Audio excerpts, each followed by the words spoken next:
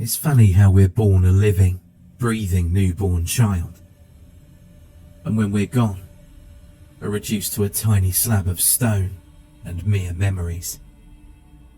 But nevertheless, there lay Timothy Q. Calstock Jr.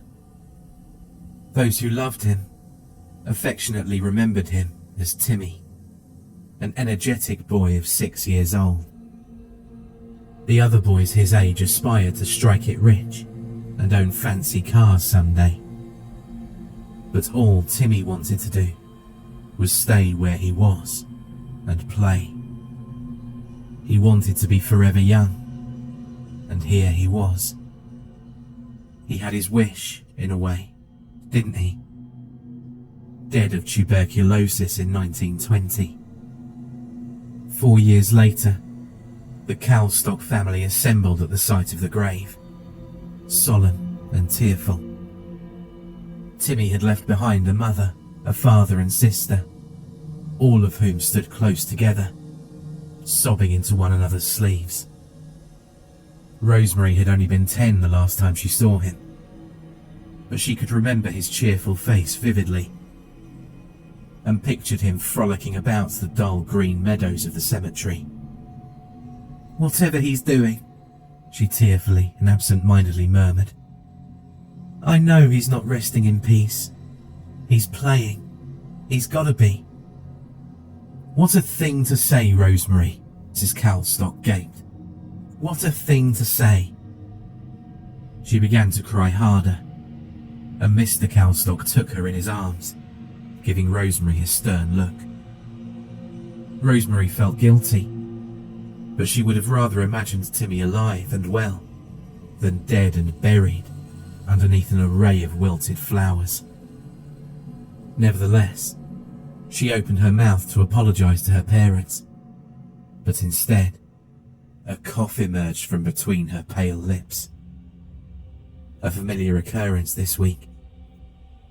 "That's it," Mr. Calstock sighed sharply. "You're worrying me, Rosie. It's about time I send for Dr. McDerry." Mrs. Calstock wiped her eyes and nodded. "Something's got to be done about that cough," she added. Rosemary's gaze shifted back to the tombstone again. Coughing. That was one of the symptoms of... She couldn't even pronounce it. "Do you think I have what Timmy had?" Rosemary questioned her parents anxiously. They looked at one another somberly and didn't answer. The next day, Dr. McDerry came round to the Calstocks' home. He examined Rosemary for quite some time, asking her tons of odd questions she would have never thought of on her own. He placed a stethoscope on her back and listened in. He took a look at her throat.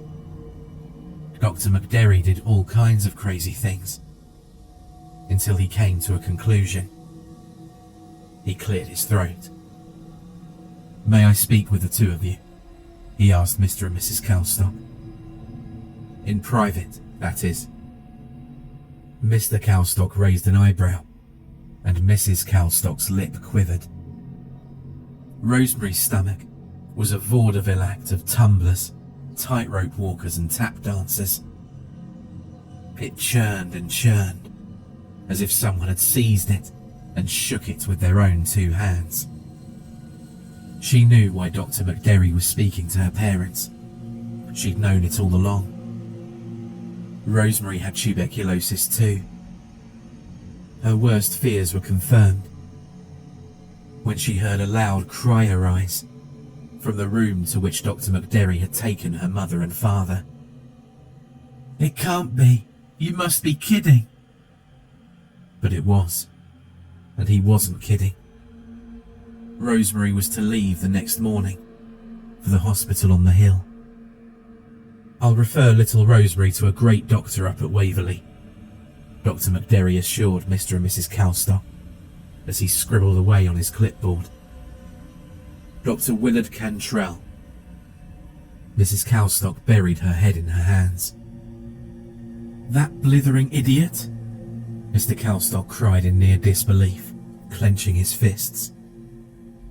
Dr. McDerry's mouth fell slightly agape with shame on the man's behalf. Mrs. Calstock, red in the face, forced a laugh. Dr. Cantrell treated our Timothy, she explained. Please, forgive my husband. I guess we're all still a little bitter. Dr. McDerry was confused as ever. Bitter? He asked.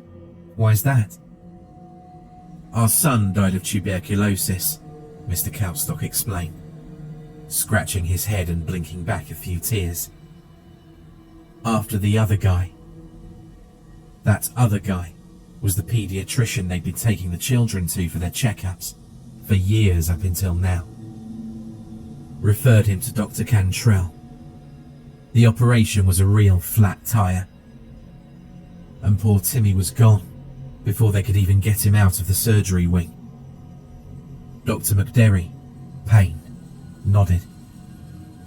I can see why that would give you your doubts about him, he told the frightened parents. But I've known Willard for a long time. He's helped many patients with his innovative methods. If you let him take care of Rosemary, I think you'll find she'll be better than ever. After a long time of profound thought, Mr. and Mrs. Calstock collectively agreed, deciding drastic times call for drastic measures. And so, the next morning, Rosemary was taken to Waverly Hills Sanatorium. The hospital wasn't too large, but it was a whole new world to poor Rosemary. A world where breakfast was cold oatmeal in a pasty hospital bed. Not too soon after a stingy shot in the arm. Not the pancakes, fried eggs and home fries she once loved eating, as she read the comic strips her father had saved for her from the daily newspaper. Of course, though, there was the children's playroom, where Rosemary often passed the time away. It was a pleasant diversion, and although she was far too shy to join the other children in their feeble games, Rosemary didn't feel alone. She liked to sit in the corner, putting together puzzles, colouring, and reading books that had been left as donations to the sanatorium. All the while, she had this warm feeling, like a hug, like she was truly at home, and someone was with her. If only Timmy could come back, she always thought. It would be the icing on the cake, and maybe being sick wouldn't be so bad. And it could be very, very bad. Rosemary hated nighttime at the hospital.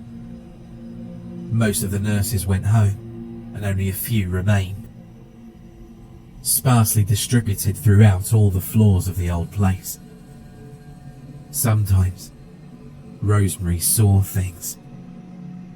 Sometimes she thought she heard screaming and crying. Or maybe it was the other patients of the children's ward, lying in pained sleep on their own cots. But why weren't their lips moving? What Rosemary resented the most, though, was the pain that was slowly creeping into her, slowly grasping her very soul and wringing it out to dry. The disease was progressing, and fast. It felt like her lungs were burning from the inside out. One day, she woke up at night to a deafening sound. "Save me!" someone wailed. "Save me!" The voice was shrill and otherworldly, and poor Rosemary didn't know where to turn. But she heard the clicks and clacks of 2 pairs of shoes. 2 figures came into the distance. Nurse Alice and Dr. Cantrell, Rosemary thought suddenly, here to give me another shot.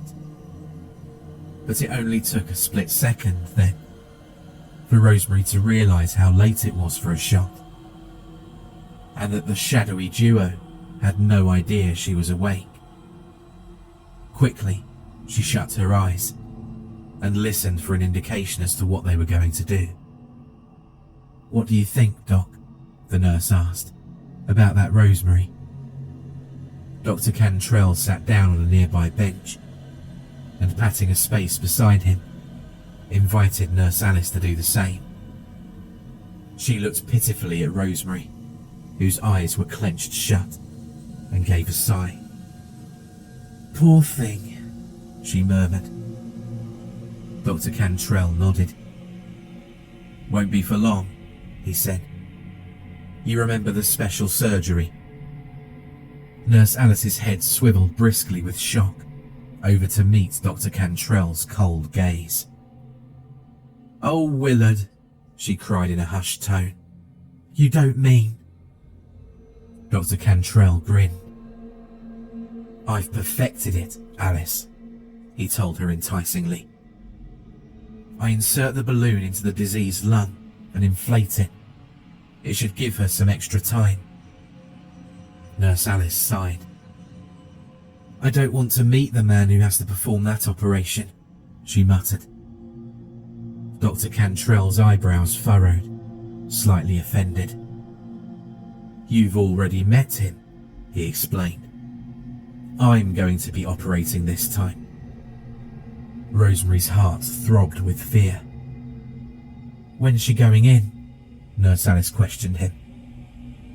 Dr. Cantrell looked very pleased with himself when he said, "Tomorrow, at dawn. We won't even wake her up to tell her where she's going. But when she does wake up, she's going to be in a better place." Dr. Cantrell had meant that she'd be in a better place with her disease, as in she'd feel better. But Rosemary's interpretation was very dim. And once the pair left to go home, she arose from her bed and quietly made her way to somewhere she could hide. Since the children's playroom was left virtually untouched at night, Rosemary decided that would be the perfect place. She'd never been there before, but as she tiptoed around in the barren, dusty old room, a sense of warmth came over her. She spotted a lone red bouncy ball in one corner of the room, just like the one Timmy used to play with outside their house. "He loved that ball," Rosemary muttered. Suddenly, the ball rolled over towards her. No mistake. Right to her very feet. But no one was there to push it. "Timmy?" she cried. "Oh, Timmy, it's got to be you." Rosemary decided to test the idea and smirked as she rolled the ball back in the direction from which it came.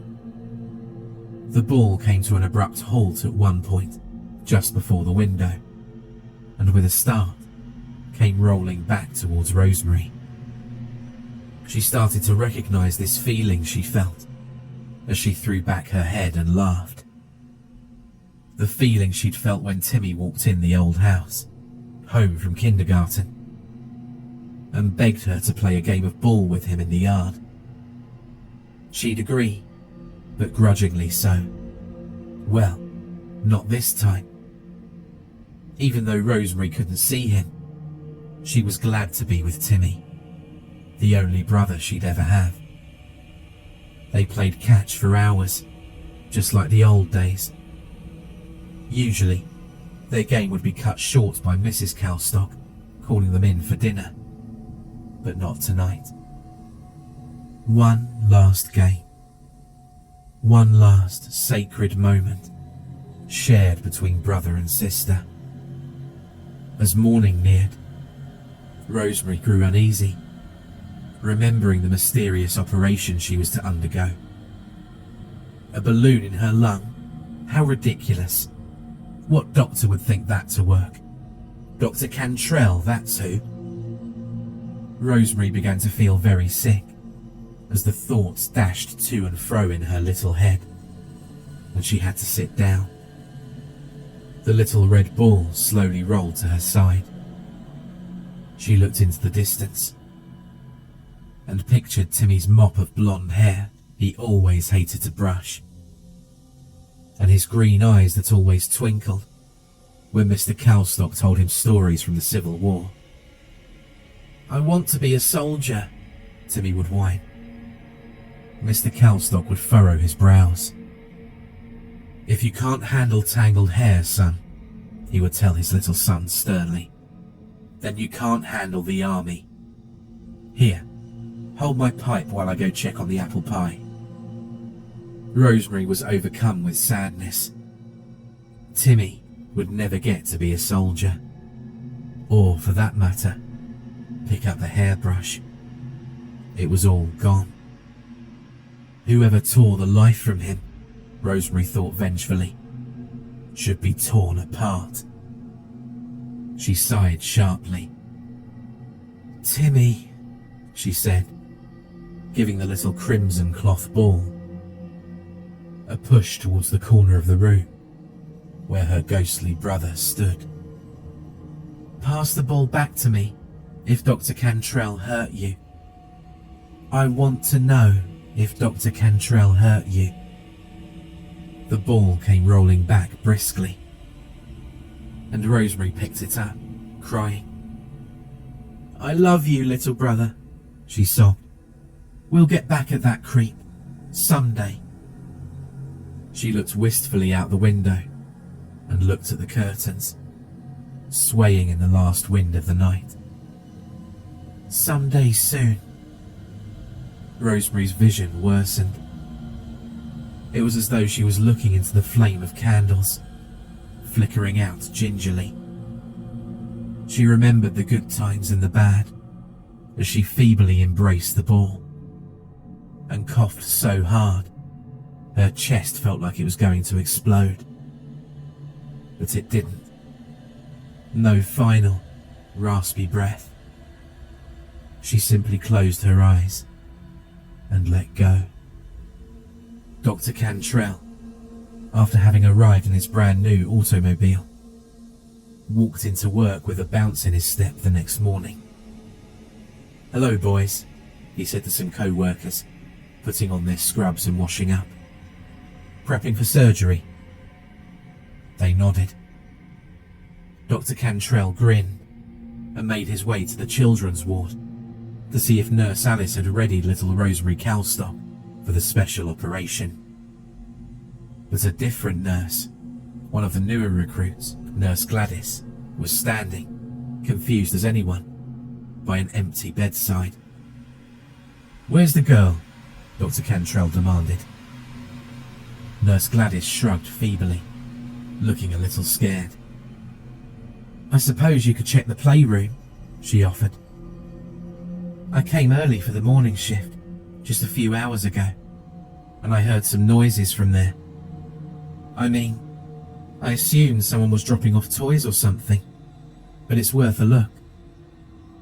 Dr. Cantrell gave Nurse Gladys a mean look before he changed his direction and headed upstairs to the playroom.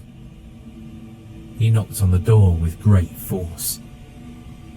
Rosemary, he called. You can run, but you can't. He shook his head with frustration and kicked the door open to an empty room, minus the two bouncy balls in the far corner. Dr. Cantrell rolled his eyes. That dumb witch was right, he muttered. Someone did drop off another toy. He stepped into the confines of the small room and shut the door. God, this place smells, he thought aloud. He began to think of where to find Rosemary, when all of a sudden, the two playthings, with a sudden jolt, started to roll towards him. The outside lock on the playroom door locked itself, and the window slammed shut on its own. No one could hear Dr. Cantrell's deafening shriek, though the staff members who found him did say they could hear a few soft giggles. Sounded like children, they said. But then, who knows?